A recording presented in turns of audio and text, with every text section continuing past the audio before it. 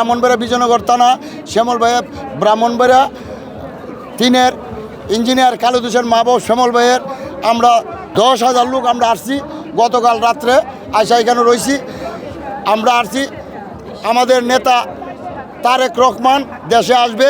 ওনার আব্বা ছিল বাংলাদেশের প্রেসিডেন্ট জিয়া রহমান সাহেব, ওনার মা ছিল 3বারের সাবেক প্রধানমন্ত্রী। ওনার আজকা 17 বছর পর বাংলাদেশে আসবে। আমরা মনে করেন এই বাংলার জনগণ সব তাকায় রয়েছে, আমাদের নেতা আসবে। আসার পরে এই দেশ এই নেতার রূপে দায়িত্ব দেওয়া হবে।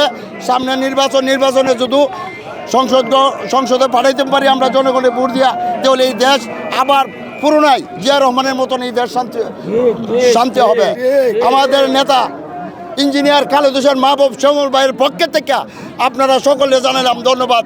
তারেকের অহংকার তারেকের বানালাম। জি, আমরা ব্রাহ্মণবাড়িয়া থেকে 30,000 লোক আসছি। এখানে 2 থেকে 2.5 কোটি লোক আসবে হয়েছে ইনশাল্লাহ, 2 থেকে 2.5 কোটি। আগামী জাতীয় সংসদ নির্বাচনে বিএনপি 85% ভোট পাইব ইনশাল্লাহ।